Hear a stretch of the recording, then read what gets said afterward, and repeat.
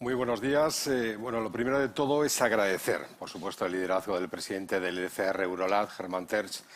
Ayer Jorge Buxade lo definió y yo no puedo estar más de acuerdo como un soldado del pelotón que salvará la civilización, en aquel axioma incuestionable de Oswald Spengler. Aunque yo ya añadiría que Hermann Tertsch no es el soldado, sino que es el pelotón de infantería en sí. Digo que le tengo que agradecer su liderazgo y también a la eficacia de su mano derecha, Paloma Drados, que me hayan elegido para moderar una mesa en la que están reunidos los 4 centros de pensamiento más relevantes, más importantes que hay ahora mismo en el mundo conservador, de un lado y de otro del Atlántico, sin desdeñar lo liberal, por supuesto, en el sentido europeo de la palabra. Y también hay una quinta participante, que es la chilena Vanessa Kaiser, que es un centro de pensamiento en sí. Si alguno no conoce a Vanessa Kaiser, que sería extraño, hoy la van a conocer y estoy seguro de que jamás la van a olvidar. En la vorágine política, los centros de pensamiento son esenciales para meditar sobre las grandes cuestiones, para hacer los diagnósticos correctos y ofrecer líneas de actuación, la inmensa mayoría de las veces propositivas, no tanto reactivas, que luego agiten conciencias y muevan el mundo cultural, no solo de los partidos políticos, sino del mundo académico y, por supuesto, también de los nacionales, de los países. Algún despistado podría pensar que los think tanks son sitios donde la gente escribe los investigadores escriben con plumas de ganso mientras suena un cuarteto de cámara, pero no es así. Es la mejor analogía que he podido encontrar. Los centros de pensamiento son como los patos en un estanque. En la superficie una calma aparente y por debajo una actividad frenética. El título que ilumina esta mesa ya indica algo de frenesí subacuático, cuando establece que es imperativo, por urgentísima, la movilización de las conciencias de la Alianza Europea e Iberoamericana para despertar el músculo moral atrofiado, añado yo, por años, no, décadas de poco uso. Permítame que cometa una falta de educación que hará revolver a mis antepasados en la tumba y deje a Vanessa Kaiser para el final, pero créame, tengo mis motivos. Así que voy a ir en orden de antigüedad y lo primero es saber si al otro lado, en la madrugada de Washington, está Mike González, investigador principal, Mike, querido Mike, miembro senior de Ángeles Tiarredondo e Pluribus Unum de la legendaria Fundación Heritage. Un maestro para tantos de los que estamos hoy aquí. Muy buenas madrugadas, Mike. Bueno, José Antonio, eso de orden de antigüedad. De la fundación, de fundaciones. Si te parece, Mike, vamos a hacer algo inédito en la historia y voy a pedirle a un americano que critique a los europeos. ¿Qué nos ha Bueno, pasado? ¿Qué nos ha pasado a los europeos para que el músculo moral lo hayamos tenido tan atrofiado y hayamos vivido de espaldas a Iberoamérica y América entera durante tantos años, no solo sin dar la batalla, sino sin ni siquiera ayudar a dar la batalla contra el marxismo cultural del socialismo, el socialismo del siglo XXI, que la Fundación Heritage ha denunciado tantas veces? bueno, mira, pues muchas gracias porque me deja reconocer el papel clave que juega España, que solo puede nada más jugar España, que es uno de los dos puentes entre el viejo continente y el nuevo hemisferio. En cualquier cena en Montevideo, donde hay un mexicano, un uruguayo, un cubano, el español que se encuentra ahí es parte de la familia, igual que en otra parte de Europa. Eso solo lo puede. Y cuando hablo de España, no hablo del gobierno de Sánchez, que no pinta nada. Hablo de Vox y hablo de disenso, hablo de la Carta del Foro de Madrid, que están jugando, se han dado cuenta que es un momento clave y se tiene que reconocer. Ahora, si quieres que comience, no sé dónde comenzar para criticar a los europeos, creía que esto de nada más era de una hora. Todo nos tachan en Estados Unidos, con mucha razón, de exportar esas teorías a todo el mundo, pero lo que se tiene que ver es que nosotros las importamos sobre todo de Alemania, con la escuela de Frankfurt, que se tiene que ver que mucha gente dice que la escuela de Frankfurt fue una cosa, un grupo de intelectuales marxistas. No, eran miembros del partido en su gran mayoría, miembros del Partido Comunista Alemán y miembros de la Comintern. Eran apuntados por Lenin a salvar el comunismo europeo. Y esas teorías vinieron a Estados Unidos, aquí las machacamos mucho, añadimos la raza y ahora la hemos reexportado al resto del mundo, por lo cual os pido culpa. Perdón. Luego seguimos criticando a los europeos, que es un deporte entretenido. También tengo con nosotros también a Rob Tyler, de New Direction, histórico también, y fíjate que si el orden de antigüedad ya está claro, porque pero es joven, pero es el senior advisor de un centro tan histórico como New Direction. Ese autor,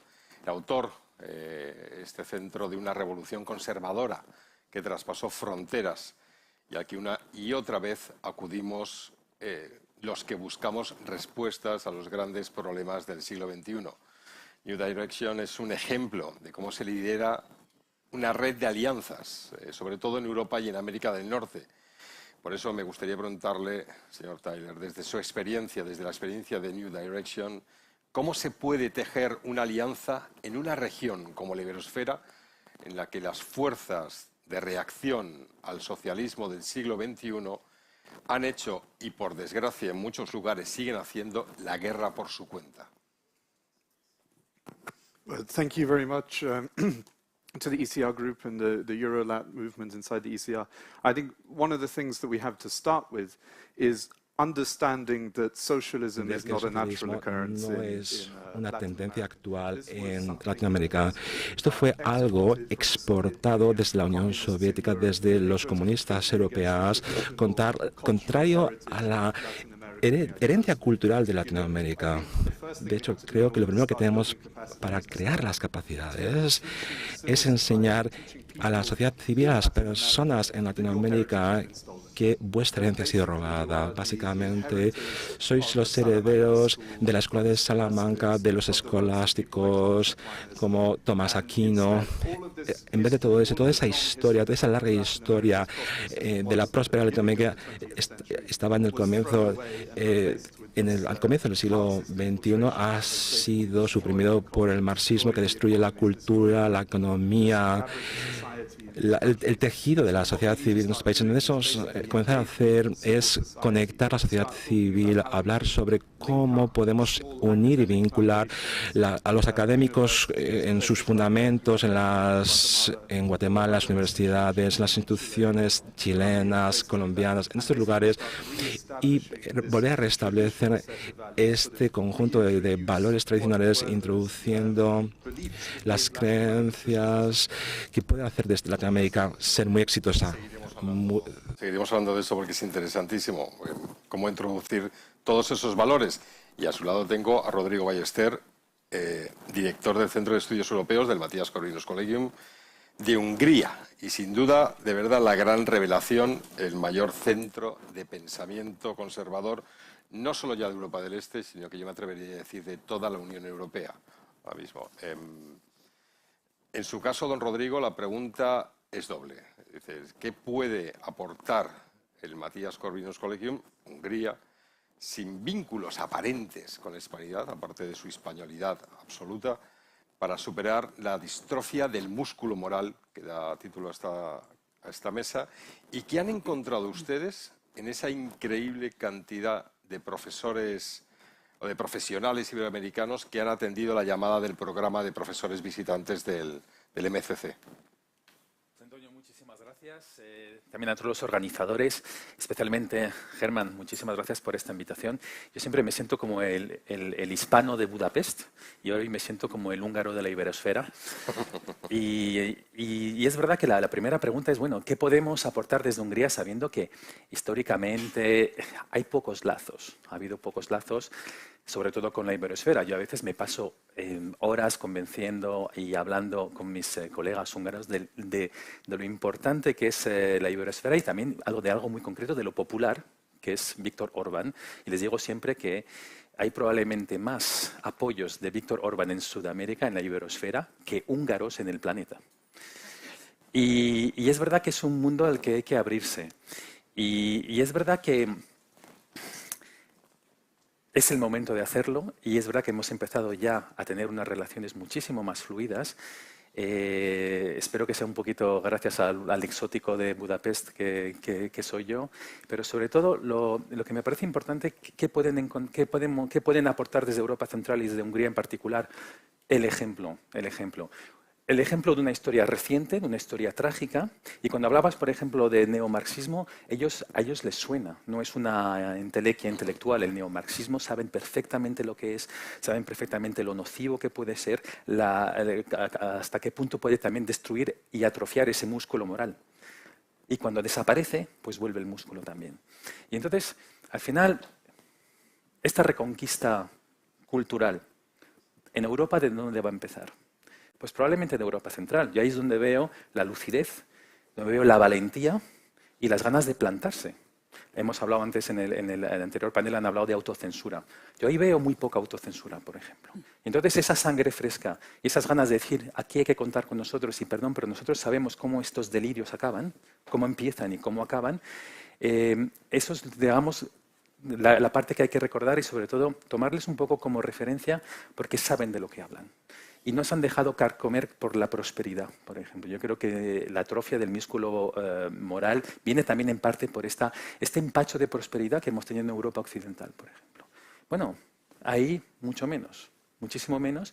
Y entonces eso también les da esa agilidad intelectual para plantarse cuando hay que plantarse. Y lo están haciendo ahora. Y todas las batallas culturales que tienen con la Unión Europea, y son muchas, a veces muy disfrazadas de términos jurídicos, que si Estado de Derecho, que si condicionalidad, pero si leemos entre líneas son batallas absolutamente culturales, y si no, que me digan por qué la Comisión Europea está persiguiendo a Hungría por su ley de protección de menores, que lo único que hace es prohibir la teoría del género y la promoción de la homosexualidad en las escuelas.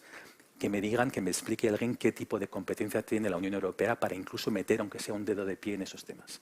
Lo está haciendo y al final les está costando incluso dinero. Esa es la actitud. Y para contestar a su segunda pregunta también, ¿qué hemos visto en todos estos intelectuales de la iberosfera, de Norteamérica, de Sudamérica, de otros rincones también del mundo, de Europa, que vienen a Budapest? Pues una sed irrefrenable de libertad. Y, por cierto, no son solo intelectuales conservadores, que también, a mí lo que me gusta de MCC es que podemos ir de conservadores sin pedir perdón a nadie.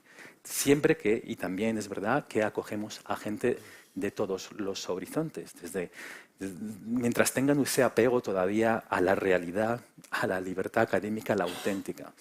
Y por eso también hemos invitado a personas, y han venido a vernos personas pues, que no son para nada conservadores. ¿Y cuál es el denominador común? Esa sed de libertad que ya no tienen, y que no tienen incluso las mejores universidades norteamericanas, las que cobran $75,000 al año de tuition fees sin ni siquiera pagar el alojamiento, que se han convertido en máquinas de adoctrinamiento absoluto. Nosotros no somos una máquina de adoctrinamiento, y la mejor prueba es que recibimos a intelectuales precisamente que vienen a respirar, sobre todo. A respirar y a contar su realidad por los 23 centros que tenemos en Hungría y a los casi ya 6.000 alumnos que tenemos, porque aparte de nuestra pata think tank, tenemos una pata educativa con 6.000 alumnos en Hungría, un país pequeño, es decir, que ya es una masa crítica, de todas las edades, de todas las condiciones sociales, todo es gratis y estamos en todo el territorio. Y damos una educación complementaria a la que tienen en los colegios y en las universidades. Y con ese plus también de patriotismo, que no estáis solos aquí, no estáis aquí solo para miraros el ombligo y de tanto miraros el ombligo decidís si sois cis o triple cis o LGTB no sé cuántos o si de repente os apetece cambiar de raza, ¿no? Hay una comunidad que les trasciende, se llama patria, se llama nación, y eso también es uno de los denominadores comunes. Así que aunque estemos culturalmente alejados quizás de la iberosfera por razones meramente históricas, empecemos a ver un poco la realidad de Europa Central y que ellos también se acerquen muchísimo más de la iberosfera, porque hay muchísimas cosas en común. Hay una batalla cultural que se está librando en Europa Central y que se está haciendo no solo hablan, no solo predican, sino que la ponen en práctica. Y yo creo que el manual, el laboratorio hoy en día de las políticas conservadoras bien hechas en beneficio de la inmensa mayoría de una población se está haciendo fenomenal en Europa Central. Y sobre todo en el país que más conozco, obviamente, que es Hungría. Parece un modelo a seguir. Bueno, mentes tan brillantes suelen hablar rápido. Yo solamente les voy a recordar, digo para los dos que faltan, y ya que esto se traduce en simultáneo y podemos darles un trabajo, un dolor de cabeza a los traductores. Entonces vamos a procurar. Y todo eso lo antecedo para cuando llegue Vanessa. Entonces, Jorge Martín Frías, director de la Fundación Disenso. Muy buenos días. Buenos días. Un centro de pensamiento, he dicho Mike, está en el orden de antigüedad, es un centro de pensamiento muy joven, más joven todavía que el partido al que sirve, Vox, pero que ya está reconocido en medio mundo como el impulsor de la Carta de Madrid, que tú antes has mencionado, Mike, en defensa de la libertad en la iberosfera y también del Foro Madrid, que es lo que va a ser, y bueno, ya es, pero va a ser todavía mucho más, la gran alianza inédita hasta ahora, hasta el nacimiento de la Fundación Disenso, de las fuerzas contrarias a esa internacional de la miseria que es el Foro de Sao Paulo y el Grupo de Puebla. Don Jorge, yo espero no ponerle en un compromiso si le pregunto cuáles son los pasos esenciales para que una fundación como Disenso tenga el éxito que tiene en Iberoamérica y que ha llevado a Vox, pues como ha reconocido, por ejemplo, el acuerdo del hijo de Jair Bolsonaro, Eduardo Bolsonaro, que es el diputado más votado en la historia de Brasil, y dijo que Vox asumía el liderazgo en las ideas también al otro lado del Atlántico. Bueno, muchas gracias y buenos días, querido Germán. Muchas gracias, como siempre, por tu labor, por haber organizado esto. Bueno, el éxito, a mí no me corresponde adjudicarme ningún éxito, ni mucho menos, y en primer lugar, sobre todo, gracias al excelente equipo que hay en la Fundación y a la generosidad también de gente como Germán Terch, de Víctor González y de Jorge Buxadé, y, como no, también a su presidente Santiago Abascal, que es el que en todo momento apostó por crear una fundación para ampliar la guerra cultural, ¿no?, por decirlo de algún modo. Nosotros, más o menos, sobre todo, hay 4 elementos que tuvimos muy claros, que uno es ideas, actitud, espacios y cooperación. Ideas, porque obviamente las ideas son importantes. Yo, ahora que venía, mientras estaba desayunando, me acordé de una cita de Isaiah Berlin, que es un autor a mí, bueno, que me gusta mucho, sobre el cual hay una biografía estupenda de Ignatieff, que para mí es lo mejor que ha escrito Ignatieff y no Fuego y Cenizas, y que la tengo aquí. Lo que pasa es que me he dejado las gafas en casa. Pero voy a tratar, entonces, en este caso es una cita de Berlin sobre la libertad, en la que decía: hace más de 100 años, el poeta alemán Heinrich Heine advirtió a los franceses que no subestimaran el poder de las ideas. Los conceptos filosóficos engendrados en el despacho de un profesor pueden destruir una civilización. Es verdad que esto, yo en su momento, que profundicé mucho en Berlin, en una etapa de mi vida, me fui exactamente a la fuente originaria, porque Berlin a veces cogía, pero no ponía literalmente, ¿no?, la frase. Entonces, realmente esto Heinrich Heine lo escribió sobre la historia de la religión y la filosofía en Alemania. Y era, de hecho, mucho más amenazante como él lo escribía. Decía: anotaos esto, orgullosos hombres de acción. No sois más que peones inconscientes de los hombres del pensamiento, los cuales, en humilde silencio, han predeterminado a menudo todo nuestro hacer del modo más exacto. Bueno, yo creo que con esto queda totalmente claro la importancia de las ideas, sobre todo de tener buenas ideas y de no dejar iba a decir a la izquierda, pero es que ya a la izquierda me parece ya quizás suave para referirse a ellos, ¿no? Digamos que la izquierda siniestra o criminal que siga avanzando por todos lados. Actitud. ¿Por qué es importante la actitud? Porque hasta hace prácticamente nada se ha venido o bien pidiendo perdón, o bien los gobiernos de centro-derecha asumían todos los postulados de la izquierda y se ceñían simplemente a la economía, y a veces, además, incluso a veces, la gestión económica además era mala. Y esto no ha pasado solo ni en Europa, ni en España, también desde luego al otro lado del Atlántico. Y de hecho, incluso en muchos casos han sido los gobiernos de centro-derecha los que han permitido la instalación o la llegada al poder de esa izquierda criminal. Por ejemplo, en Chile fue un presidente el que abrió el melón constitucional, después de violencia en la calle, organizada desde Venezuela, y fue el que entregó. No solo el que entregó la Constitución, sino que además ya en ese, que me corrija luego Vanessa, pero creo además que introducía ya dos cosas totalmente que venían, aparte ya del error de abrir el melón constitucional, también ya metía por un lado, asignaba una serie de puestos en función del sexo, y luego además otra serie de puestos de diputados en función de los pueblos originarios. O sea, es decir, de toda la mercancía que venía diciendo Boric, sus comunistas y sus aledaños. Entonces, la actitud, por tanto, tiene que ser de no pedir perdón, tiene que ser combativa y además hay que tener muy claro, y esto me gustaría que lo tuvieran claro incluso quienes no están en la izquierda, que no nos enfrentamos a adversarios, nos enfrentamos a enemigos. Un adversario es eso, en un equipo de fútbol hay un árbitro y se mueven de acuerdo a unas reglas de juego. Entonces uno levanta la amarilla, la roja y la respetan. Pero la gente que nosotros tenemos enfrente no respeta ningún tipo de reglas y en muchos casos además sus intereses convergen o llegan al poder además o bien de organizaciones criminales y del narcotráfico o bien, me iba a repetir otra vez, hablando de organizaciones criminales. Entonces, cuando se tiene frente al enemigo no se le puede tratar como si fuera un adversario. Y eso es algo que a mí me gustaría más que los que no están los que son no derecha, por decirlo de algún modo, les entren de una vez en la cabeza. Porque estamos en una situación excepcional y como tal hay que combatirlo. Y además, en esto también no hay que tener miedo a definirlos. Y por otro lado, tampoco tenemos que tener miedo a liderar la opinión pública. No a estar mirando si una encuesta dice esto, dice otro. No. Nosotros lo que tenemos que hacer es salir, pelear, y a través de los think tanks, de las ideas, por todos los partidos políticos, liderar la opinión pública. Porque además, por otro lado, nos encontramos con que tenemos otro adversario, en este caso digamos adversario, que es también la opinión publicada. La opinión publicada está totalmente distanciada de lo que piensa la opinión pública real. Y hay una campaña total de desacreditación de todo aquello que se sale o bien del mainstream o bien de la progresía instalada, por decirlo de algún modo. Por tanto, no es movimiento de tibios y mucho menos de equidistantes. Voy al tema espacios y voy acabando. Espacios. Después del derribo del muro de Berlín o de la caída, aquí se bajaron los brazos, el fin de la historia de Fukuyama, llegaba al orden liberal, etc.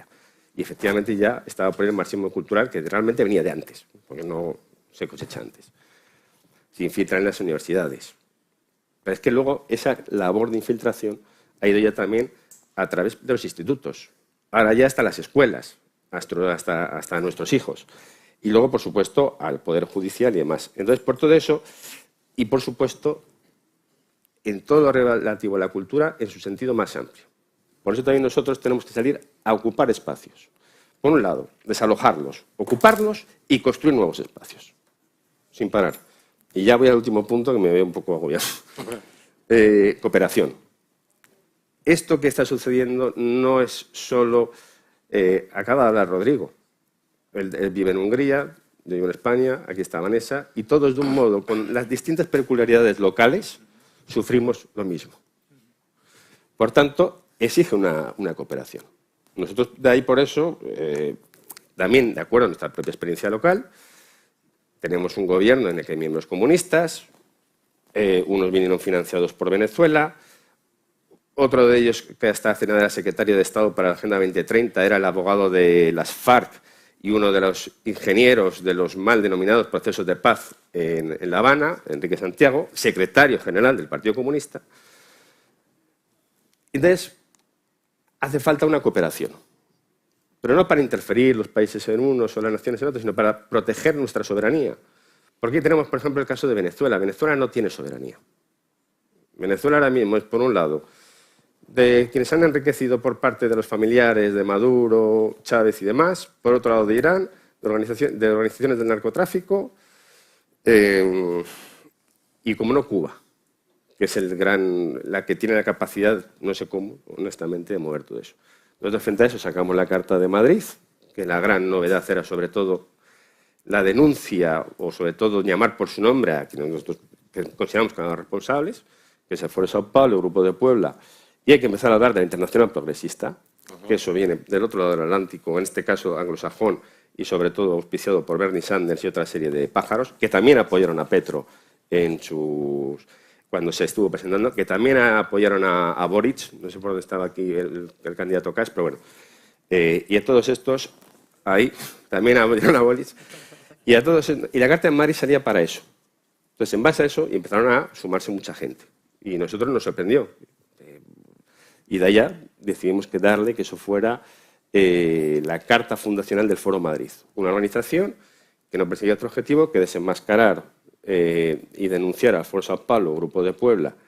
Perdón que me entienda, pero en el Grupo de Puebla hay expresidentes de gobiernos que están constantemente blanqueando a esta gente. Por parte de España está Zapatero, está Irene Montero y está hasta una secretaria de Estado del Partido de Cooperación del Partido Socialista Obrero Español.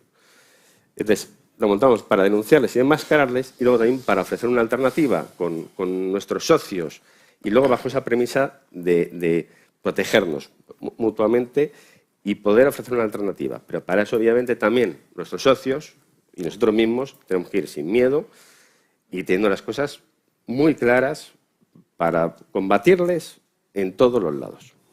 El miedo es y ya me callo por la chapa que he soltado, perdón.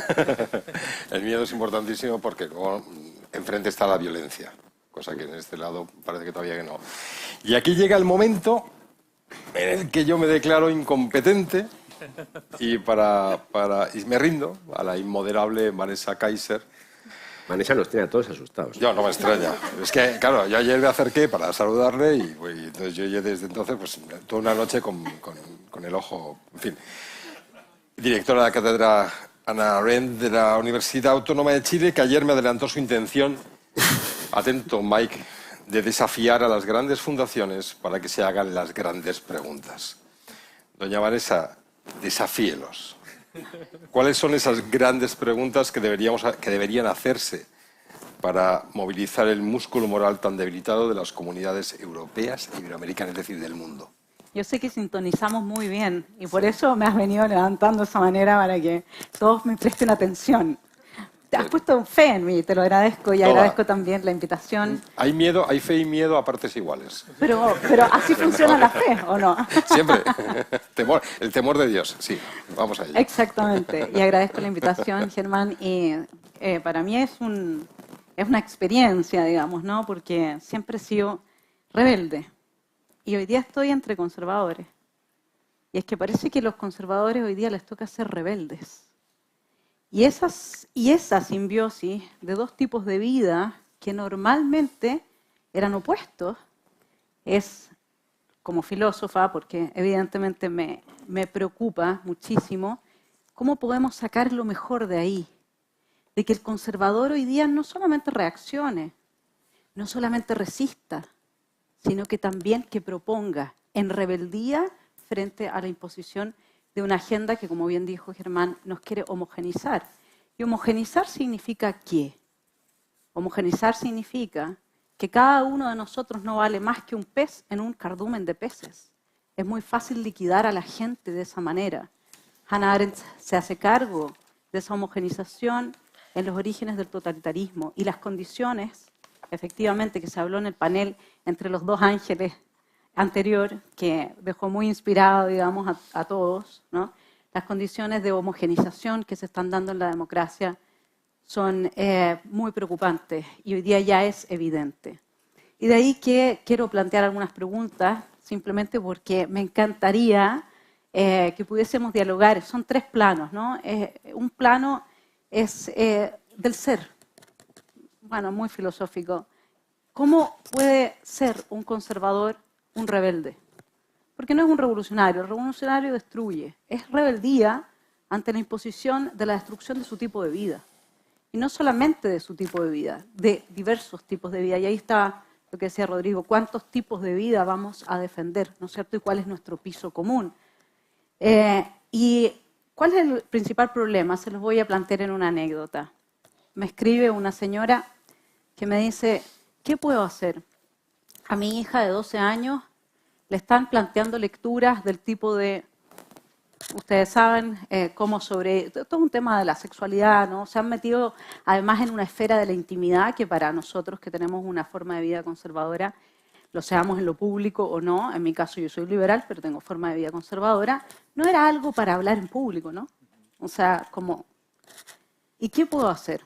Y además, entre medio, le ponían obras de George Orwell a una niñita de 10 años, digamos, entendiendo que claramente no va a entender nada y va a generar rechazo a ese tipo de obras porque no las va a entender. Entonces yo le propuse que, lo que hice yo con mis hijos, no lean ningún libro que les dé la escuela. Prohibido los libros de la escuela. ¿Qué? Sí, no, me da lo mismo, prohibido los libros de la escuela. ¿Y qué hiciste? Bueno, hay en internet un link que se llama El Rincón del Vago. Y en El Rincón del Vago están los resúmenes para todos los libros de la escuela. Ah, o sea, el conservador tiene que irse en contra de la autoridad. ¡Wow! Qué difícil. O sea, no le puedes hacer caso a tu profesor. Tienes que enseñar a tu hijo. Por eso mis hijos son todos paleolibertarios, rothbardianos. Ah, pero son jóvenes, ¿no? Aquí esa es otra gran pregunta.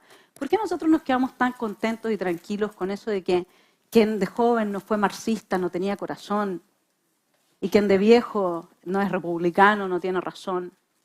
¿Y no tenemos acaso un proyecto, María, con el libertarianismo, con Rothbard, para los jóvenes, no al Estado? Y de ahí que vayan transitando hacia el minarquismo y hacia el republicanismo. ¿Y por qué nosotros no tenemos un proyecto para la juventud? Porque como conservadores no nos gusta todo eso del anarquismo, el anarcocapitalismo y de... No nos gusta, nos repele, ¿no? ¿Qué vamos a hacer frente a este desafío? Porque esto que nos plantea la Agenda 2030 es un desafío existencial. Y ahí María Fernanda lo dijo muchas veces, esta es una lucha espiritual. Y llegamos al final de la ponencia pasada con una pregunta que es la gran pregunta. ¿No es acaso el problema que tenemos un problema espiritual? ¿No es acaso un problema de valórico anclado, digamos, en los mismos valores cristianos? Y hay un libro que se llama Was Jesus a Socialist? Y si ustedes observan y estudian cuál es el tipo de vida que un Jesús habría legado como praxis, nos encontramos con dos posibilidades. Una, lo dice Nietzsche, la del chandala, que se inspira en el resentimiento. La de lo que nosotros conocemos muy bien cuando alguien desde el podio eclesiástico habla de que la riqueza es mala, ¿no es cierto? Y aquí estábamos conversando ahora sobre la escolástica, que es justamente la vertiente opuesta a todo eso. La de un Jesús que vendría entonces a ser aquel que se va en contra de la fortaleza, solamente está a favor de la debilidad y de esa compasión que dice Nietzsche implica el desprecio al ser humano. Son dos fuerzas las que están en juego en esta batalla espiritual. Una es el desprecio al ser humano, porque no podemos decir otra cosa que toda esta agenda que se está impulsando está inspirada en ese desprecio. Por eso es que está avalada por la cultura de la muerte. Por eso se avanza con tanta fuerza esa cultura de la muerte. Y la otra energía es esa compasión que ve en el otro a un pobre individuo que nunca va a salir adelante por sí mismo. Que sin el Estado, y aquí puedo responderle también a Juan Ángel, quizás dentro de los propósitos de vida también está construir tus propias oportunidades. ¿Por qué tenemos que legar eso al Estado? Tener esa regulación que tiene María con el libertarianismo es fundamental para no caer tan fácilmente. El discurso rawlsiano es muy seductor, pero hay que tener cuidado hasta dónde llega. Entonces voy a pasar a la pregunta y voy a hacerlo breve. ¿Cuántos tipos de vida vamos a defender? ¿Qué significa para nosotros, conservadores, irnos en contra de la homogenización? ¿Qué hacemos frente a la retórica oxímoron? La retórica oxímoron surge con Rousseau, el contrato social. Te vamos a obligar a ser libre. Por eso están inmunes. Esa educación sexual integral es integral. ¿Quién no va a querer eso para sus hijos? Por Dios, ¿cómo va a ser tan mala persona? Todo está inmunizado por la retórica del oxímoron. Es inatacable. ¿Qué vamos a hacer nosotros frente a esa retórica? ¿Qué vamos a hacer nosotros para defender el Estado de Derecho cuando ya no hay igualdad formal? Cuando es igualdad sustantiva. Es decir, es desigualdad. Es decir, es la imposición de privilegios. La igualdad sustantiva se basa en la igualdad de género, las injusticias históricas, etc., ¿no? ¿Qué vamos a hacer para cambiar el miedo a la cancelación? Es posible que los jóvenes, las nuevas generaciones, porque nosotros en tratar de recuperar, como dijo Rocío, instituciones puede ser que perdamos a las nuevas generaciones. Puede ser que en cancelarnos nosotros sintamos un gusto profundo de ser cancelados porque estamos en la verdad, porque estamos defendiendo la vida, porque estamos en lo correcto. Yo creo que Germán tendría mucho que decirnos respecto de eso, nos podría dar su secreto. Y en los términos pragmáticos, solamente muy brevemente, ¿qué hacer frente al poder de los organismos internacionales que han sido capturados por la extrema izquierda y desde los cuales top-down nos están imponiendo esta agenda? ¿Cómo enfrentamos eso? ¿Qué hacer para refundar la educación, para que la educación nunca más, no es una cosa de cambiar los profesores y cambiar los currículum, no, es la estructura institucional, pueda ser capturada por la extrema izquierda? ¿Qué vamos a hacer con las estructuras de control social que quedaron post-pandemia? Que hablaba mucho Carmen de eso, ¿no? ¿Podemos desarmarlas? ¿Podemos exigir que se elimine toda esa información de nosotros que hoy día tiene una huella desde la cual nos pueden controlar en cualquier momento? Las Fuerzas Armadas. ¿Cuál es el rol de las Fuerzas Armadas en un mundo que se enfrenta a la globalización? ¿Por qué no tenemos teoría para enseñarle a los miembros de las Fuerzas Armadas y de orden algo, para darles una luz, un respiro, un oxígeno? ¿Qué van a hacer ellos frente a la destrucción de los Estados-nación cuando ellos se deben a la existencia de la nación? ¿Qué hacer con el narcoterrorismo?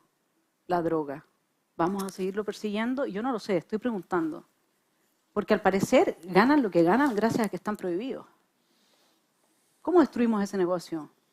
Sí, es un argumento libertario, yo sé que molesta, pero el músculo siempre significa activarlo, significa salir de la zona de confort.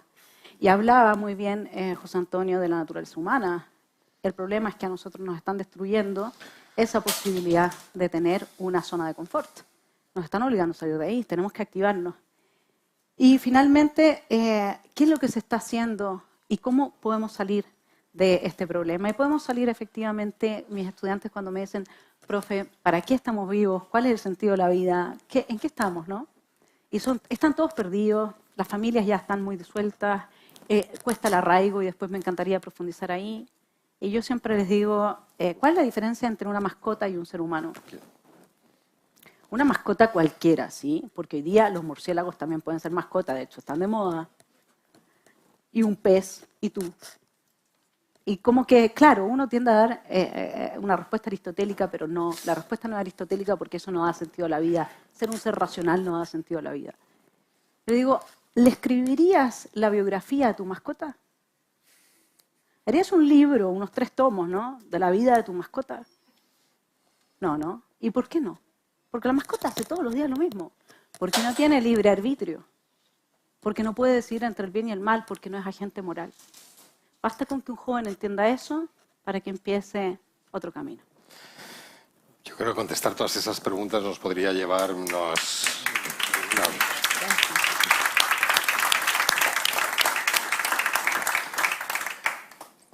Germán, hay que hacer unas jornadas mucho más largas. Esto, 6 años, 7... Empezamos así, yo, vamos... Si es un círculo del infierno, me gusta. Pero Mike, que son las madrugadas en Estados Unidos, y tengo que darle la oportunidad de ¿a qué quieres contestar? Porque hay un montón de preguntas lanzadas por Vanessa, que yo, algunas de ellas, cuando... No sé por qué me ha venido a la mente aquella película de Los Intocables de Elliot Ness, cuando acribillan a la mafia de los sicarios de Al Capone, acribillan al irlandés. El irlandés se acerca a su lado cuando se está muriendo y dice qué está dispuesto a hacer. ¿No? Es lo que nos estás pidiendo. Nos han acribillado, tú estás pidiéndonos qué están dispuestos a hacer. Mike, contesta lo que quieras o puedas, que solamente tenemos 15 minutos. Más. Y luego... Sean Connery, sí. Qué interesante, José Antonio, porque cada vez que hablo con los becarios aquí en Heritage comienzo con esta película. No ¿Qué estáis dispuestos a hacer? Pues muy rápido, una cosa que dijo Vanessa que me despertó mucho. Aquí es a 5:30 de la mañana, todavía no puedo ver a los venados afuera de mi casa. La cuestión del conservador que ahora tiene que ser rebelde. ¿Y por qué es eso? Es que tenemos que ver, se habló de Jesucristo. Jesucristo era conservador porque quería, se basaba sobre la ley de Moisés, y lo dijo varias veces. Pero también era rebelde porque se dio cuenta la corrupción que existía en ese momento. Hablemos también de los revolucionarios americanos, de los colonos, que eran conservadores, querían conservar los derechos que habían tenido hasta 1760, que se les los quitó Gran Bretaña. Querían volver a eso. Eran muy diferentes los rebeldes de París, ¿no? Del 89. Estamos nosotros en lo mismo. Queremos conservar. Cuando yo hablo aquí en Estados Unidos, yo digo, tenemos dos libros, tenemos dos documentos, la Biblia y la Constitución. De ahí partimos. Pero es verdad que una izquierda, de la cual se ha hablado muy bien ahora, que la habló Jorge y Rodrigo, una izquierda que ha reemplazado la vieja narrativa, que ha tenido un éxito, está en el momento de reemplazarla. Y tenemos que luchar contra esto. Tenemos que ser rebeldes. Tenemos que decir que los nuevos postulados que tienen, o sea, de raza, la teoría de género, el animalismo, la teoría de sexo, el resto de toda esa porquería, tenemos que hacerle la lucha contra eso, decir no vais a reemplazar los viejos postulados americanos o europeos del cristianismo con esa nueva narrativa.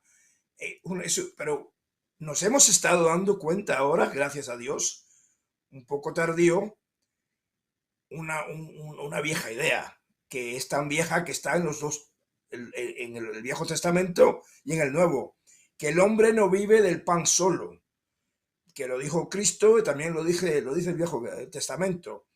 Los marxistas, que eran los primeros materialistas, se dieron cuenta antes de nosotros que la guerra es cultural, pero ahora nos hemos despertado y les estamos haciendo la guerra. Por eso, Vanessa, aunque seamos conservadores, tenemos ideales a conservar, tenemos también que ser rebeldes, y lo somos, y lo encuentro muy bien que hay tanta rebeldía, tanto en Hungría como aquí ahora, en todo Estados Unidos, como se despierta en mucha Latinoamérica. Vanessa ha planteado también una pregunta, que en este caso se la quiero hacer a Rodrigo, que es qué hacer frente, porque es la experiencia húngara, exactamente esa, qué hacer frente al poder de las organizaciones internacionales. Entonces, si quieres, y si quieres contestar a cualquier otra pregunta de Vanessa, valiente tú. Gracias. Pues lo que me viene en mente al principio es algo que ya ha recalcado Jorge: actuar sin tacticismos, para empezar.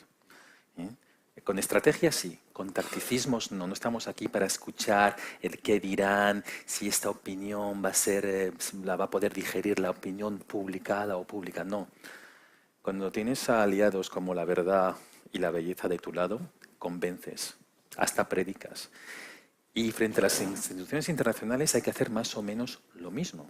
Es decir, venir con las ideas muy claras desde el principio y tener la valentía de defenderlas. Esto es verdad que es algo, por ejemplo, que en Hungría han hecho desde el 2015 con la crisis de los migrantes, de los supuestos refugiados. Se necesita mucha valentía para contradecir uno de los dogmas de la Unión Europea actualmente, que es el de una sociedad abierta a la migración, que la migración paga las pensiones, aporta sangre nueva, el multiculturalismo. En un contexto de guerra como la guerra de Siria, que además tenía una carga emocional y mediática enorme, pues había que tener muchísima valentía para decir no, ni uno. Cuotas, ni una. Y no voy a hacer como, por ejemplo, otros países que no nombraré, como Austria, por ejemplo, que acogió a 34 y con eso les dejaron en paz.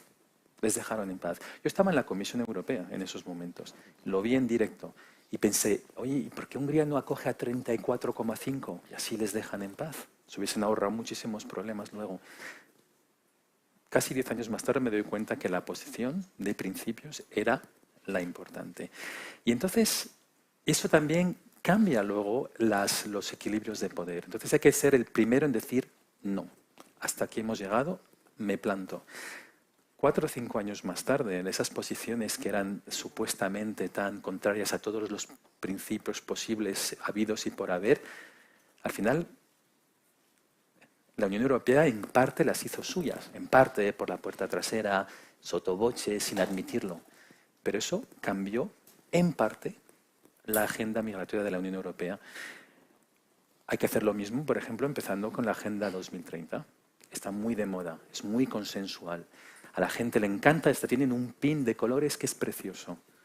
Bueno, empezamos a decir que esto es una basura intelectual y un suicidio de nuestra civilización. Lo empezamos a decir, muchos lo están diciendo, ¿eh? Hay más valientes de lo que pensamos. Y yo creo que uno de los valores añadidos de estas reuniones es que nos da también muchísima energía para quitarnos la autocensura, los complejos. Hablo sobre todo de mi caso de antiguo funcionario europeo, que claro, necesité una terapia de choque en Budapest para poder, digamos, salir del armario.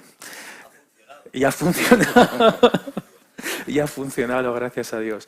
Pero también se debe a estas reuniones y estas cooperaciones, una cosa muy concreta. Esto es una gota en un océano, pero el hecho, por ejemplo, que tengamos ahora un becario del Matías Corvinus Collegium en la Fundación Disenso, y que no será el último, y también en la Fundación Civismo, por ejemplo, significa que estas cosas están empezando a funcionar ya. Yo he aprendido en Hungría a ser valiente y decir las cosas sin mordernos la lengua, por ejemplo. Y especialmente con las organizaciones internacionales. Y así de verdad incluso se puede llegar a un diálogo más constructivo, ¿eh? Entonces esa es la primera lección. Luego hablemos un poquito de los jóvenes y de los padres. Tenemos influencia todavía los padres, no nos olvidemos de esto. Una vez uno de los consejos que nos dio una norteamericana que vino a vernos es que más vale hablar con tus hijos 1 año demasiado pronto de algunos temas que 2 minutos demasiado tarde. Y me refiero sobre todo a todos los temas de educación sexual. El que primero habla define un poco la tendencia y la inmunidad. Y a mí me costó ese consejo, es decir, no me apetece hablar de sexualidad con mis hijos pequeños, no apetece absolutamente nada. Y el otro día tuve un ejemplo muy concreto. A mi niña pequeña le gusta Peppa Pig y hace 3 semanas Peppa Pig empezó con la ideología de género.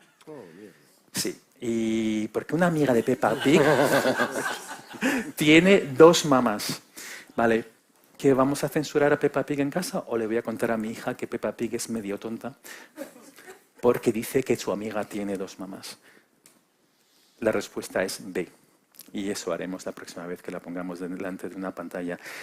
La influencia de los padres. Y también, cuando hablamos mucho de los conservadores que tenemos, nuestros aliados son la verdad y el bien y la belleza. Hay un poder de la belleza, del arte clásico, que puede ser también muy atractivo para los jóvenes. No olvidemos que gran parte de la cultura de hoy está basada en lo feo, en la fealdad absoluta. Y ahí se ve, por ejemplo, claramente en la estética trans.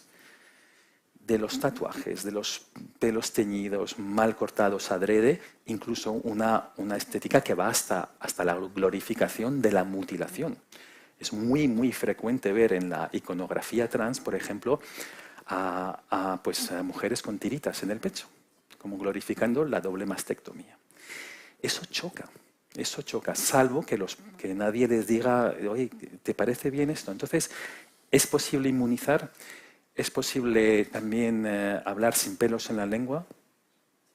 Les yeux dans les yeux.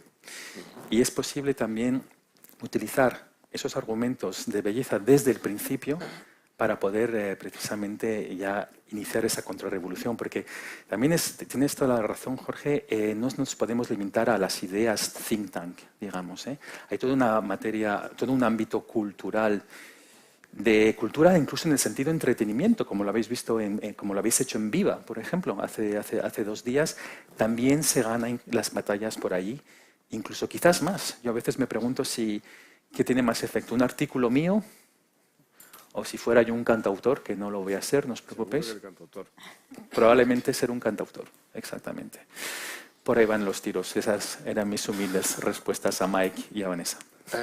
Rob, me gustaría preguntarte, que yo creo que nadie ha pensado tanto en estructuras de control de la población como lo hizo y lo denunció en su momento en New Direction, y Vanessa ha preguntado exactamente qué vamos a hacer con las estructuras que se nos han quedado de control post-pandemia.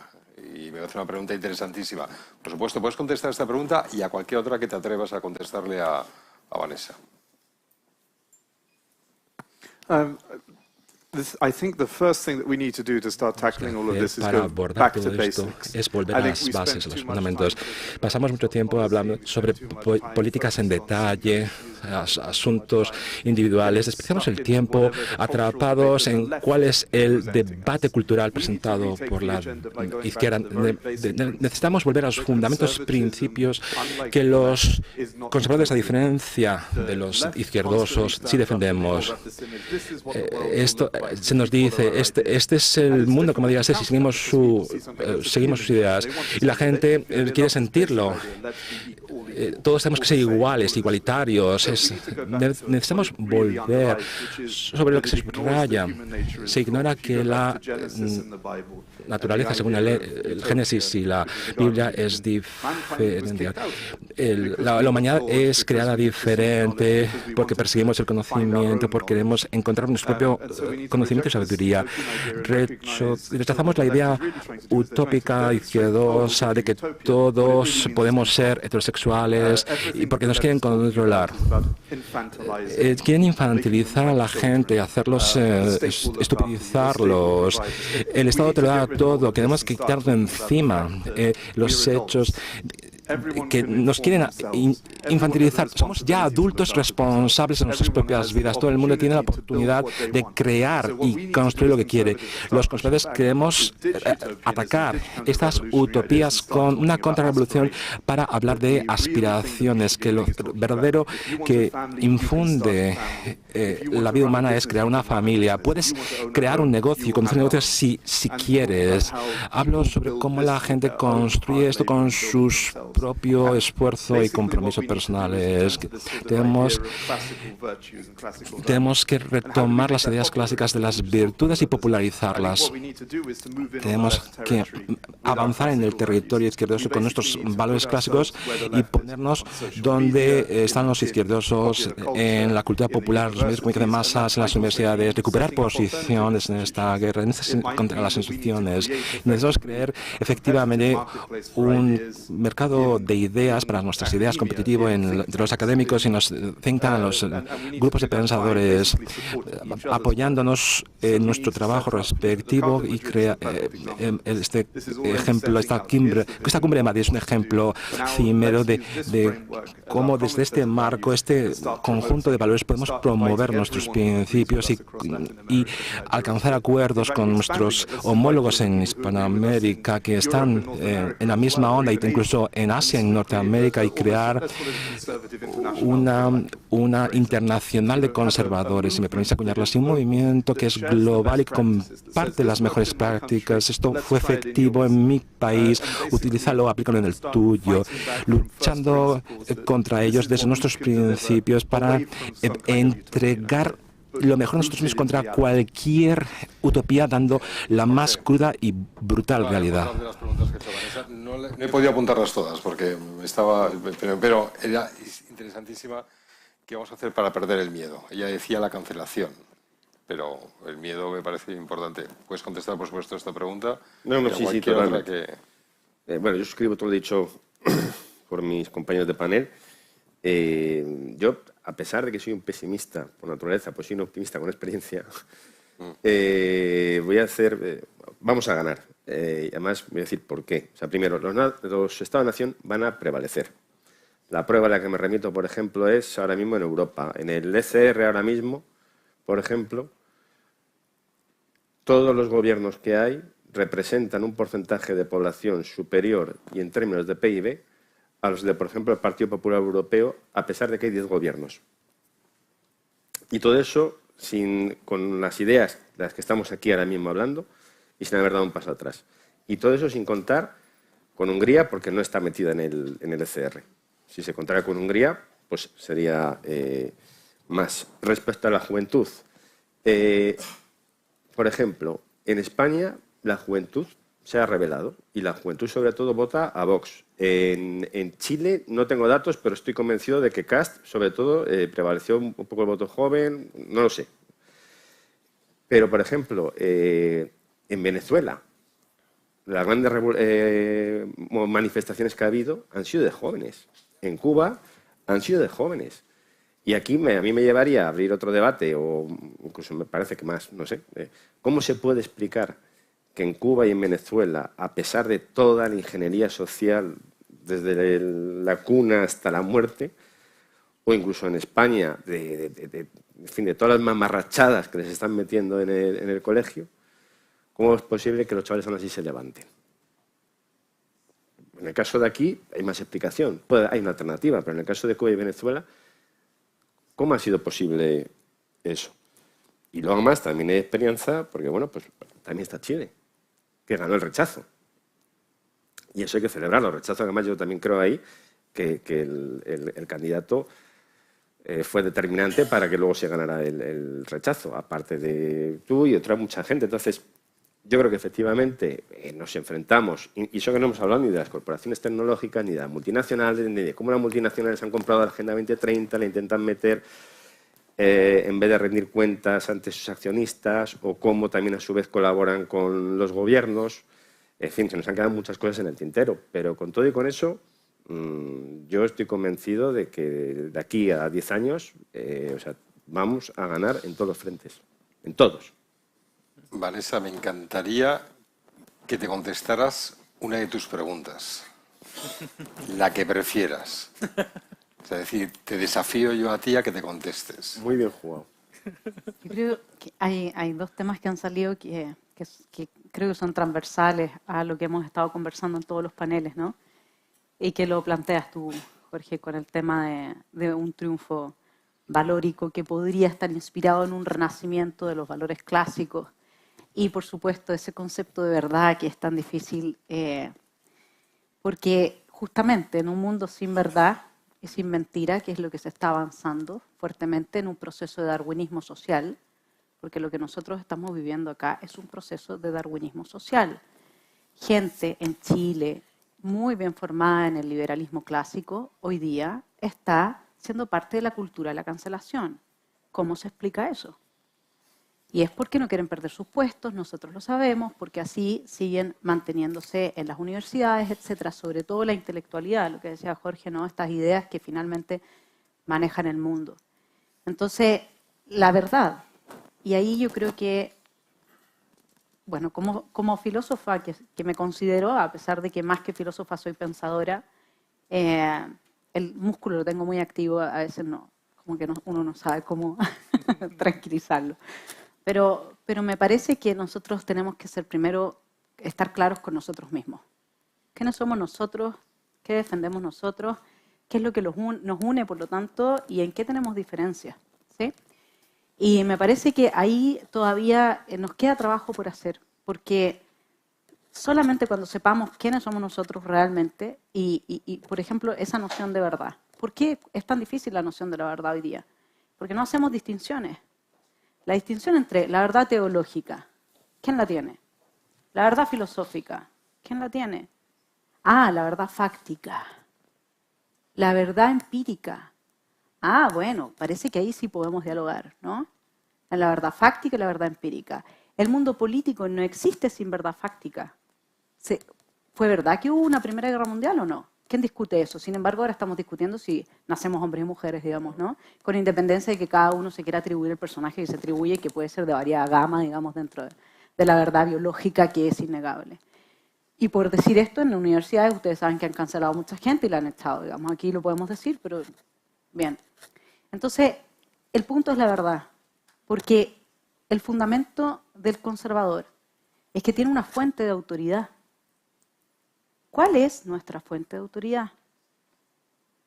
Ese es un problema mayor, Porque desde nuestra fuente de autoridad, ya, ok, supongamos que acá muchos son creyentes, otros son sapientes, que yo prefiero eso, porque el creyente dice creer, pero el sapiente vive la experiencia de ser cristiano, y otros pueden ser ateos. Dejamos a los ateos fuera, a los agnósticos fuera. Decía San Agustín, en La ciudad de Dios y la ciudad de los hombres, que dentro de la iglesia, la ciudad de Dios son quienes viven espiritualmente, la ciudad de los hombres son los hedonistas, ¿no? Los que van por cupiditas, no por caritas. Que dentro de la iglesia hay hombres de la ciudad de Dios y de los hombres, y entre los paganos también. ¿Cuándo nos vamos a hacer cargo de eso? Porque si la fuente de autoridad es Dios, bueno, queda fuera una gama amplia. Ya Nietzsche dijo, psíquicamente, cuando dijo que Dios ha muerto, dijo psíquicamente el ser humano ha destruido su capacidad de creer en Dios. A eso se refería, una fuerza psíquica. ¿Dónde más vamos a encontrar la verdad? ¿En la ciencia? Foucault hizo un gran trabajo, ¿no? Foucault destruyó, al convencernos que nuestros discursos son nada más que la manifestación de una voluntad de poder, luego no hay un discurso que tenga mayor valor que otro en términos científicos, ¿sí? Entonces ahí hay que acudir al sentido común, que es nuestro gran aliado, y llevar a la gente a esa verdad científica, esa verdad fáctica que es la que podemos defender. De ahí José Antonio mencionaba la naturaleza humana. Y aquí es donde quiero parar un segundo, porque ¿cómo se genera la moral? ¿Cómo surge eso de la moral? ¿De dónde sale eso de la moral? La moral parte de que yo digo esto es bueno y esto es malo, de una distinción entre el bien y el mal. El andrógino, ese ser que quieren construir, esa nueva naturaleza humana que quieren construir con los niños. Y ahí lean El Antiedipo de Deleuze y Guattari. El andrógino es horrible. Pasé 3 días sin comer después de leer eso y decidí entrar en política, porque dije, ya, si no, de verdad, no es lo mío estar así, digamos, hablando en público, lo mío es la vida privada, pero lo primero que destruyeron fue la vida del liberal clásico, que vivía su vida privada y hacía sus cosas y no se metía en la esfera pública. Bueno, aquí estoy. Entonces, el punto es, con los niños lo que se está haciendo, al destruir su conexión de su identidad con su encarnación biológica, es avanzar un tipo de ser humano que es andrógino. No hay femenino, no hay masculino, no hay bien, no hay mal. ¿Por qué es tan importante introducirlo con praxis? Porque si se dan cuenta, la ESI, la educación sexual integral, no es un corpus teórico. Implica que niños en playgroup y kinder se bajen los pantalones y tengan prácticas de sexualidad común, colectiva, colectivizan. Yo sé que es horrible hablar de esto, de verdad, pero nos obligaron a salir de nuestro espacio conservador, que era no kissing in public, y ya tenemos que estar hablando de estas cosas. A mí me molesta muchísimo. Además, como arentiana, lo corporal nunca hubiera entrado a la esfera pública. Destruyeron la división entre la esfera pública, la esfera social, la esfera privada y la esfera íntima. Y hoy día el Estado está metido con los genitales de los niños. Esa es la verdad. ¿Y por qué? Pero la pregunta es ¿por qué? ¿Qué están buscando? Y lo que se está buscando ahí, en definitiva, es un ser fluido, un ser líquido, un ser que no pueda definirse. Y ustedes lo encuentran en Deleuze y Guattari, y con eso termino. ¿Cuál es el tipo de psiquis que está a la base de la posibilidad del capitalismo? ¿Qué es el capitalismo? Capital ahorrado, ¿no? Ahorrar. Entonces se preguntan todos estos filósofos que son al mismo tiempo, se han metido en el psicoanálisis y se han metido con, digamos, desde Deleuze a Lacan, toda esta gente, está metida en nuestra... Esto es psicopolítica. Lo que se está haciendo con los niños es psicopolítica. Entonces dicen, bueno, ¿cómo destruimos la capacidad de ahorrar de un ser humano? ¿De dónde viene esa capacidad de ahorrar? Es como cuando Rousseau se pregunta, si quieren que se los lleve a un tema más asequible, en el origen de la desigualdad de los hombres, ¿cuál es ese origen? Y él no va a la propiedad como lo hace en el contrato social. Él va al instinto de autoperfeccionamiento. ¿Qué es lo que es la perspectiva de género? La destrucción del mérito. ¿Y por qué hay que destruir el mérito? Porque entonces yo ya no nutro esa fuerza psíquica que es mi instinto de autoperfeccionamiento. Yo me autoperfecciono en la medida que eso tiene un correlato social, en que yo puedo aportar algo, ¿no? En que recibo algo a cambio. Si a pesar de como el caballo como boxer, ¿no? Como boxer en la granja de los animales, si a pesar de todo el esfuerzo veo que no hay ningún resultado que cambie más que me explotan más, finalmente la mayor parte de los seres humanos, lo vemos con los estados benefactores, van a decir mejor no trabajo y recibo el estipendio, ¿no? Del Estado. Eso está a la base de la perspectiva de género, la destrucción de la mitocracia. ¿Qué es lo que está a la base de la ESI y de toda esta experimentación? En definitiva, es la imposibilidad de la identidad personal y la colectivización del cuerpo. ¿Por qué es tan importante colectivizar la experiencia corporal íntima, hacerla pública? Porque entonces ya no es tu cuerpo. ¿Y quién dice que el cuerpo está a la base de la legitimidad de la propiedad? John Locke, gran liberal, maravilloso liberal clásico, ¿no? Entonces, lo que está pensado detrás de todo esto está muy bien articulado. Y de lo que se trata es de destruir capacidades psíquicas de los seres humanos. Nosotros conocemos a seres humanos que no piensan, que no tienen el activo, el músculo moral. Ahora, ¿por qué la praxis? Porque la moral es así. Yo digo, esto está bien, esto está mal. Luego, en torno al está bien, está mal, digo, vienen estos hábitos. Estos hábitos se practican para afirmar el bien y estos hábitos se castigan para condenar el mal. Luego de los hábitos se genera una estructura de placer y displacer, que es el placer que yo siento luego de haber adquirido un hábito y de seguirlo practicando. Y por eso es que yo no estoy tan segura, y con eso termino, de que en las nuevas generaciones, y no la naturaleza humana, como decía José Antonio, muy importante, pero yo no sé si esa naturaleza, Hannah Arendt dice, mira, cada vez que estos revolucionarios quieren implementar su ideología, no es que quieran cambiar el mundo, la constelación de los asuntos humanos, quieren cambiar la naturaleza humana. Siempre está este sueño del nuevo hombre, siempre sigue estando ahí, siempre. Y si lo único que logran es destruirle. Yo no sé si la izquierda no tendrá pensado que habiendo destruido una cierta parte importante de la población tánatos, ¿quién se preguntaba de las...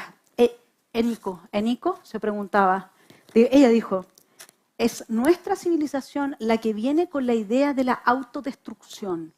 La idea de la autodestrucción no es una idea, es una pulsión, se llama tánatos. Y eso está a la base del feísmo, de lo feo en la estética. ¿Y qué es lo que nutre eso? El desprecio por el ser humano. Es decir, un antropocentrismo que ahora se da vuelta, que en lugar de ser narciso, desde el sí mismo en la afirmación de la vida, lo es en la negación de la vida. Se dio vuelta psíquicamente. Y ahí es donde hablaba Miguel Ángel, ¿no es cierto?, de esta forma parasitaria del legado del cristianismo. Entonces, esa es la vuelta que hay que dar. Hay que tener cuidado de si no van a destruir en estas nuevas generaciones, Peppa Pig es un ejemplo, y hay tanto otro, ¿no? Esa naturaleza que nos permitía distinguir entre bien y mal, tener esa identidad y que, en definitiva, no sirve de flujo constante de este eros revolucionario que ellos quieren usar, porque lo que ellos dicen por el capitalismo es, ¿dónde aprende el niño a reprimir? Y aquí les doy la receta. Según ellos, que siguen a Freud, el bebé es un ser polimórficamente perverso. Siente eros en cada parte de su cuerpo. Así es como ellos entienden a un bebé. Un bebé, si está tomando pecho, es porque lo está disfrutando eróticamente. Esa es la perversión de esta gente. Y luego, ¿qué es lo que dicen? ¿Dónde ese bebé aprende a reprimirse? En la familia. ¿Por qué? Porque ese bebé, dado que es puro eros, somos puro eros, siente deseo sexual por sus padres. ¿Y qué le dicen sus padres? Conmigo no te vas a meter. Por eso se llama el anti-Edipo, el libro, ¿sí? Y ahí es donde el niño aprendería y tendría la facultad mental para reprimir, es decir, para ahorrar, es decir, para hacer funcionar el capitalismo. Y esa es la facultad que se quiere destruir psíquicamente en los niños, y eso está en el Anti-Edipo, ustedes lo pueden leer así, porque esa es la manera de destruir al ser humano que funciona el capitalismo, psicopolítica. Estoy viendo que me voy a pasar otra noche tragando techo.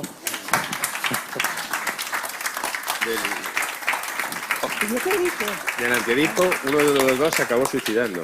Otra noche sin dormir. Muchas gracias, Vanessa. Fantástico. Un apunte del Anti-Edipo, Sí. uno de los dos se acabó suicidando. Sí. No sé si Deleuze o Guattari. Guattari estuvo en Chile hace poco, fíjate, en la década del 90. No, y ellos, Guattari era dueño de un hospital de esquizofrénicos. Y ese es el estado que ellos promueven, es cambiar el psicoanálisis por el esquizoanálisis. No sé, en eso están. Y ustedes leen la ESI y ven cómo se implementa, y es tal cual. Y por eso la praxis de la ESI no es solo algo teórico, tienen que mostrarles al trans que en un cuerpo de hombre pueden haber senos y que tengan todas estas praxis y todo esto, porque es el hábito lo que les va a cambiar la psiquis, el inconsciente. Aunque sea una ruindad, yo tengo que aterrizar, aunque estamos en unas alturas increíbles. Y esta pregunta es para los cuatro. para los 4 me refiero a Mike. Vanessa, tú ya no puedes hablar. No, es que me está subiendo la tensión arterial y la noto aquí. Bueno, y decías antes, ponías el ejemplo de Rebelión en la Granja de Orwell. Por desgracia hemos visto a muchos políticos que eran uno de los nuestros, por así decirlo, que a ellos también les apetecía entrar en la casa con Napoleón, ponerse a 2 patas y vestir con la ropa de granjero. Al final ellos querían exactamente lo mismo. Y a mí lo que me gustaría es que si tenéis una explicación, si veis vosotros ahora, como fundaciones, centros de pensamiento, que de verdad hay un interés por los políticos en que les deis las respuestas a las grandes preguntas que ha hecho Vanessa y a otras miles de preguntas, o si ellos están todavía queriendo vestir con las ropas del granjero y comiendo en la casa y poniéndose a 2 patas. Hay un movimiento, cualquiera. Mike, que tú eres de las madrugadas en Estados Unidos, por favor, sé el primero y a partir de ahí, el poco tiempo que nos quede, compórtense como una tertulia educada, no televisiva, sino que vayan pasándose la palabra unos a otros. Bueno, en el Congreso verdaderamente no son perfiles en coraje, ¿no? Se les tiene que empujar mucho, tienen mucho temor a cualquier discurso que tenga la palabra sexo, tal vez, como decía Vanessa, porque es una cosa de las cuales no nos gusta hablar, pero se tiene que hablar. Entonces, una labor inmensa que se tiene que hacer es cambiar el clima de la opinión aquí en Estados Unidos para empujar a los políticos que hagan las cosas bien. Pero se tiene que comprender el problema. Vanessa otra vez puso el dedo en la llaga. Tenemos que recordarnos la frase favorita de Marx, que venía del libro Dr. Faustus. Y la frase es: todo lo que existe se debe destrozar. Y en eso están, de ahí viene. Y se está haciendo mucha buena labor ahora entre el vínculo entre Marx y el satanismo.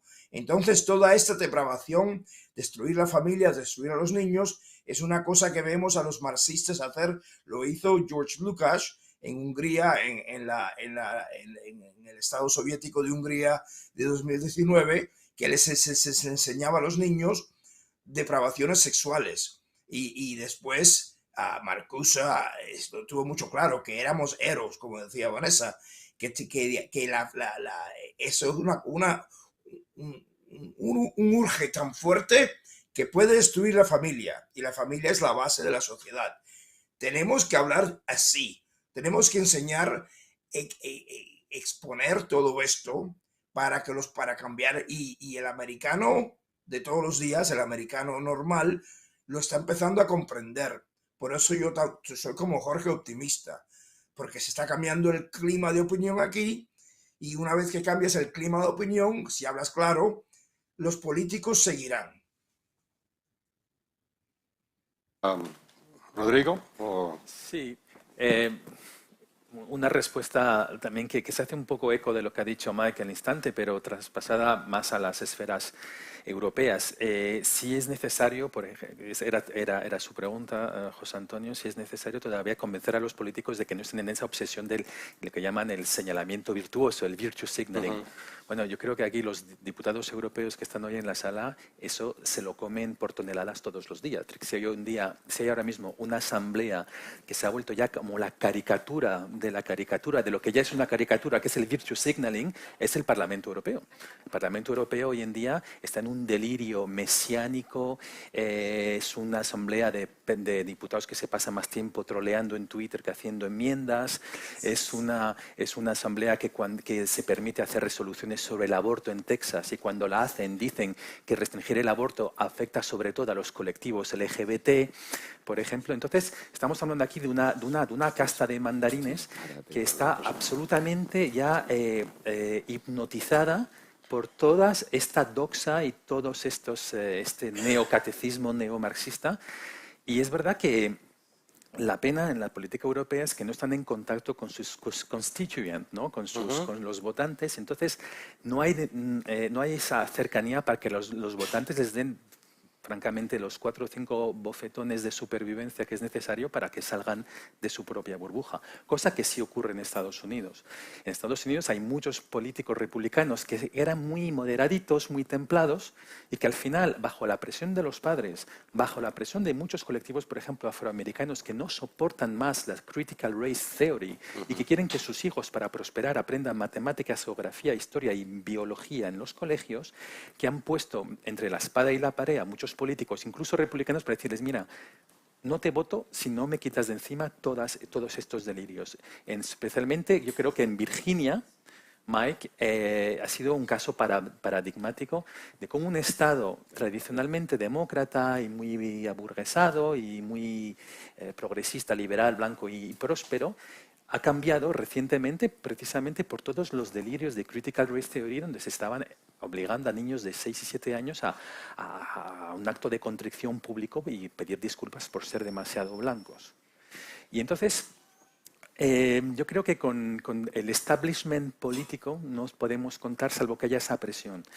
Esa presión no se da en el Parlamento Europeo, porque hay demasiada distancia entre los votantes y los elegidos.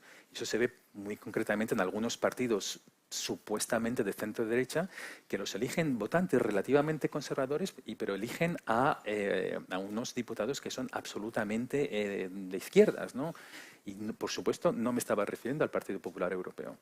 Y entonces eso es algo que pues yo pienso mucho en los diputados europeos de Vox, porque esa sensación de autocensura, de estar acorralados, es lo que tenéis 24 horas al día de lunes a jueves en Bruselas y en Estrasburgo. Es decir, que cuando vais a la Comisión de Libertades Públicas o a la Comisión de la Mujer, sobre todo esa, creo, y veis acorralados por este delirio y ese fuego de por tierra, mar y aire, y aún así aguantáis sin tacticismos, sin morderos la lengua, hasta os permitís unas magníficas intervenciones para defender a Polonia y a Hungría, lo cual eso ya es como el colmo de la transgresión en el Parlamento Europeo.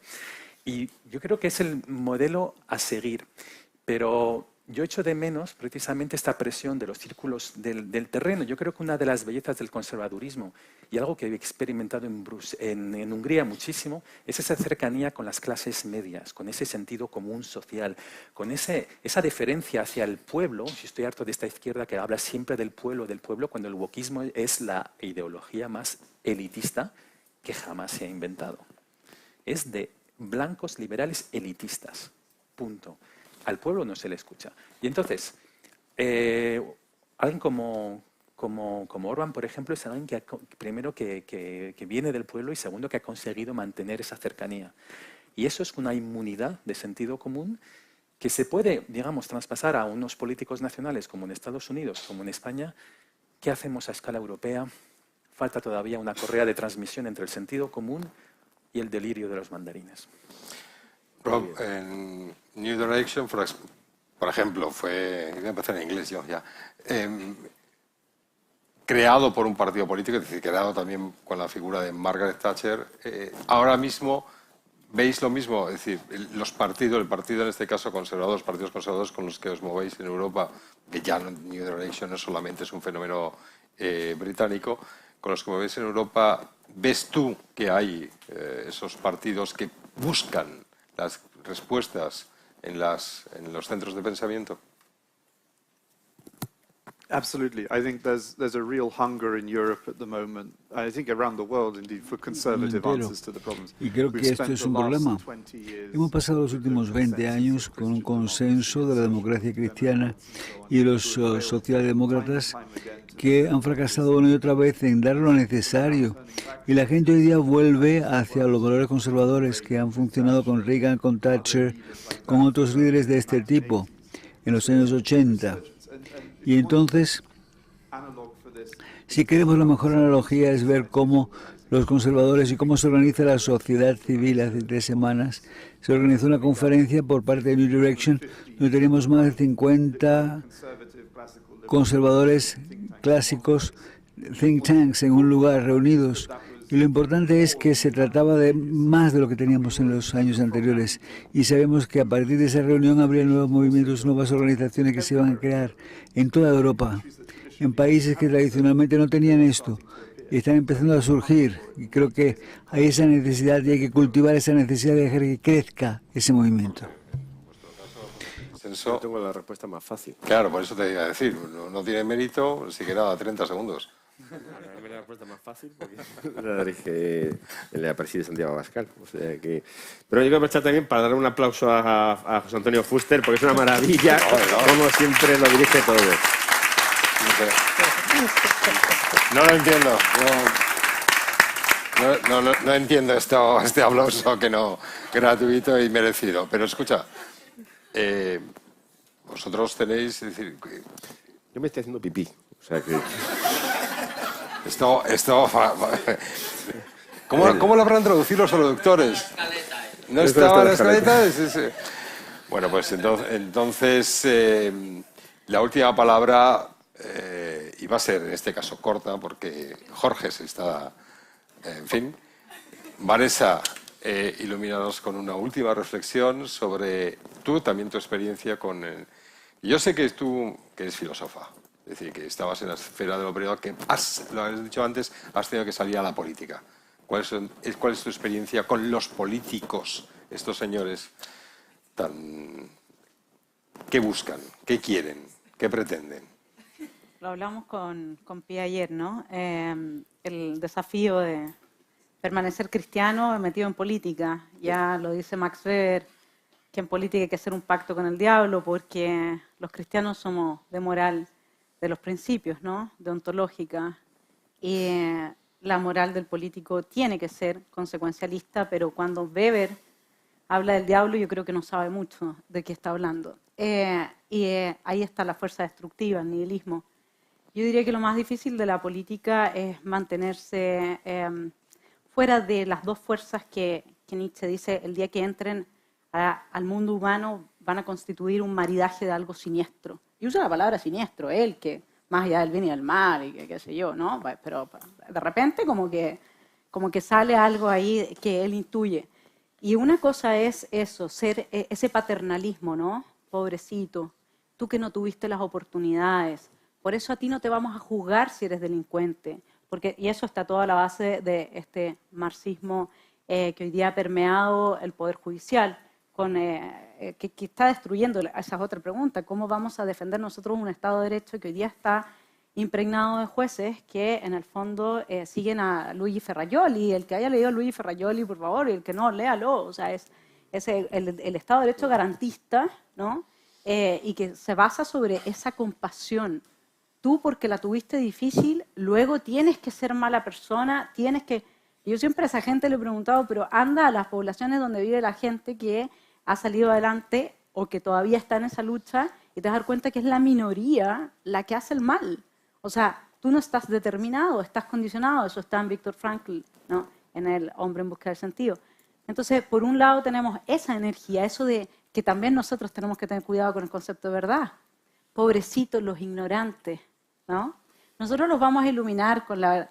No, descubra usted. Yo le voy a plantear a usted que usted piense por sí mismo.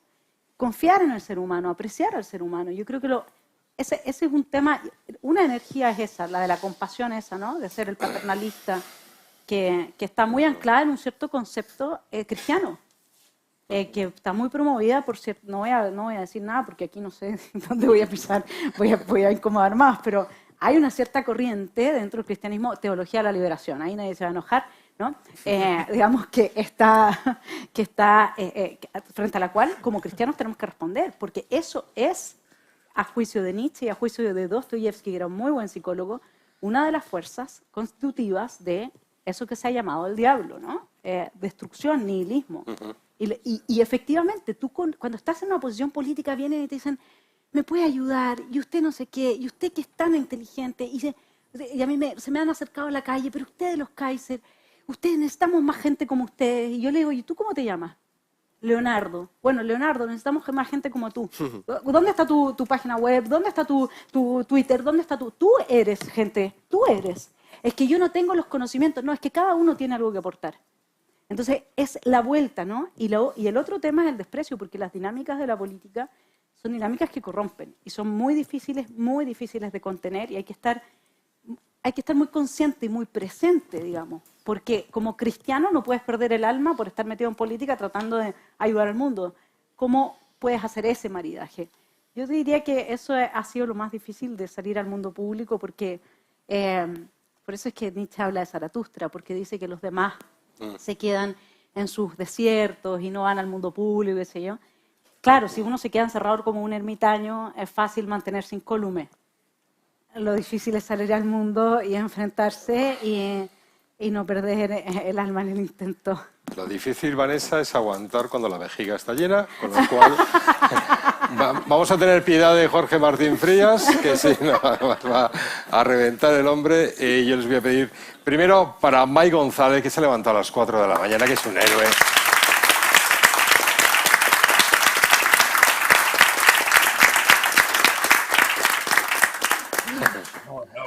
No, me levanté a las 6 de la mañana, 6:30. Bueno, entonces no, retiren el aplauso, porque es a la hora a la que... Muchas gracias a todos, a Herman y a ti, José Antonio, que eres brillante. Muchas gracias a todos y fuerza, vamos a ganar, pero hay que seguir luchando. Pero tenemos que ser optimistas y saber que tenemos la verdad y, como dijo Rodrigo, tenemos la belleza de nuestra parte. ¡Ánimo!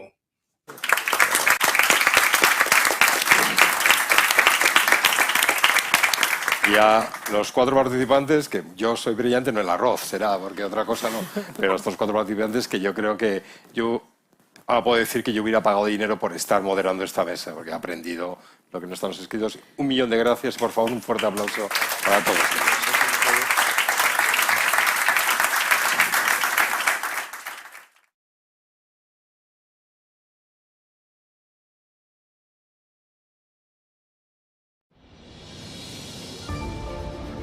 Sin fe, no habría Europa. La liberté est le fondement de l'Europe. Respekt für das gemeinsame Erbe. Tradition binds our continent. Non c'è valore più importante della famiglia. Europa jest dobrem wspólnym. Różnimy się, ale powinno nas łączyć wspólne dziedzictwo. Powróćmy do Unii Europejskiej, która z tego dziedzictwa wyrasta i która szanuje narodowe tożsamości.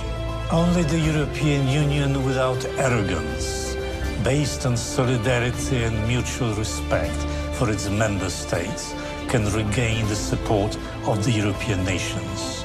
We can do it together.